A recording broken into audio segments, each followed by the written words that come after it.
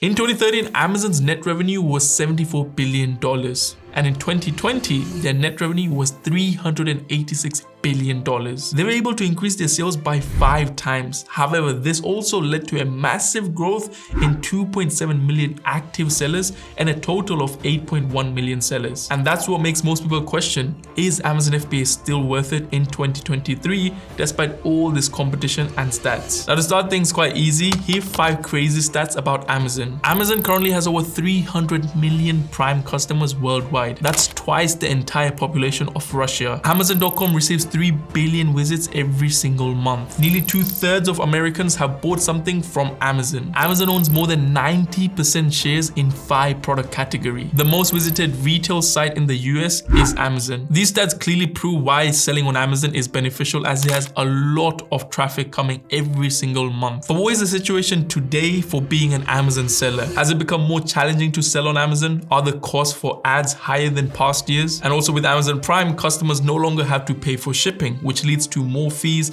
and less money for sellers. So is it still worth selling on Amazon in 2023, or are the profit margins already too low that it no longer makes sense to sell products on Amazon? Now, to find this out, let's first look at the situation in the past. In the past, product research and product sourcing was a lot more easier, as there were less Amazon sellers, fewer products listed on Amazon, bad products with bad listing, less work for manufacturers in China, as they used to have less sellers buying from them, and low quality articles. And it wasn't free shipping, meaning you could charge money for shipping. However, today the situation is more challenging, and here's why. Due to the increasing number of sellers on Amazon, it leads to more competition on the platform between sellers. And because of the number of products on Amazon Marketplace, when other sellers introduce a similar product, it increases the competition and leads to price wars. And now there are listings with high quality product images, good keyword research, and the product quality actually being good. Plus, manufacturers in China have a lot more work, and so they are not dependent on just an individual seller, so you won't really get that VIP treatment which you would have got back in the days. And lastly, as we already mentioned, due to Prime shipping, it's free shipping, meaning you won't be able to charge money for your shipping.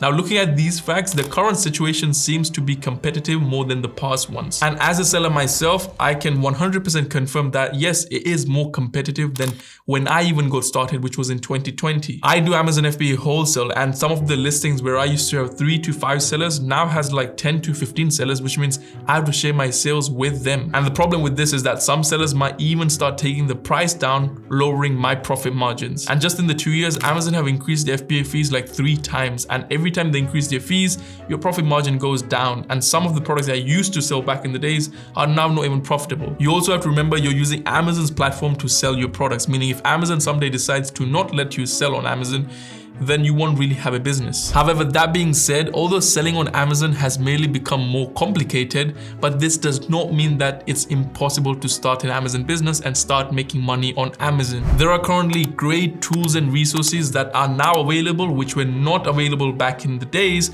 that will allow you to find products and do your product research and analysis that you could not do back in the days. For example, Sourcio is a tool that we have built that allows you to find products using the product database and do your analysis with the Chrome extension, which back in the days it wasn't there. Like, there were other tools, but they were also not as advanced as what they are today. And if you know the right methods to find good products and beat your competition, you can always make money with Amazon. And the reason why I'm now not worried about having 3 to 5 sellers to now having 10 to 15 sellers on a product that I sell is because I was able to build relationships with my supplier that has allowed me to get a price for that product which other sellers cannot get. So my margins for the product will always be higher than other sellers, and if they decided to price war with me, I will always be able to go down in terms of price until they can't make a profit, but I will still be able to make a profit. And when Amazon does increase their Amazon fees, the margins only get affected for around 3 to 4 weeks, because within that period, every single seller will decide to take the price higher for that product so that they can cover that margin which they have lost after the fees getting higher from Amazon. And even today, despite all this increase in competition, quarter of sellers are still profitable in 2023. And it is also worth mentioning that nearly 65% of third-party sellers have reported earning profit margins higher than 10%, and 32% reported earning profit margins about 20%. And this is all because the low startup capital needed for Amazon FBA. Unlike a traditional business where you need to invest so much money into inventory or the physical store or leasing and all the sort of things. For Amazon, all you need is, if you're doing arbitrage, you just need anywhere from 250 to around 300 pounds. That's the low end. If you're doing wholesale, you need anywhere from 500 to 1,000 pounds. And if you're doing private label, you can start from anywhere from 5,000 to 10,000 pounds. And that amount is just for you to have enough money to buy stock for the products that you're gonna resell on Amazon. And to get access to the Amazon marketplace, you're just gonna be paying 30 pounds including VAT for Amazon's marketplace or for a seller account. And if you're in the US, it's $40 a month. That's how cheap it is to get started, to create your account on Amazon and start selling on Amazon and get access to over 300 million active Prime sellers.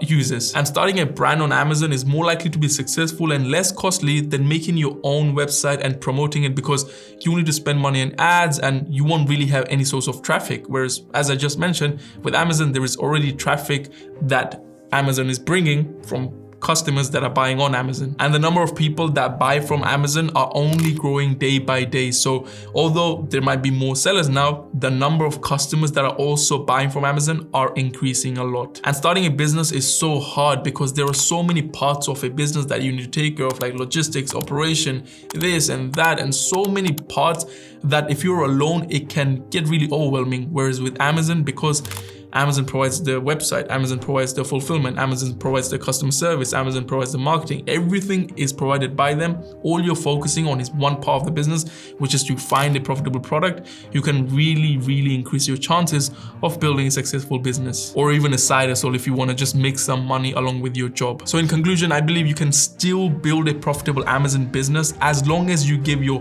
100% focus and time. Don't expect to start making 5 figures or 6 figures within a few weeks of starting, because Amazon is definitely not a get quick rich scheme. Yes, it is easy, the business model is easy, but it still takes time to build a profitable business with it. There will always be new product opportunities arising every single day, and Amazon is also not going anywhere anytime soon. So as long as Amazon exists, which is going to be for a long time, you will continue making money from Amazon. So overall, there are far more upsides of selling on Amazon than drawbacks. Now, if you enjoyed this video, then go check out this video, as you will like it. It's also about Amazon FBA, and I'll see you in that video. Take care, have an amazing day, and peace.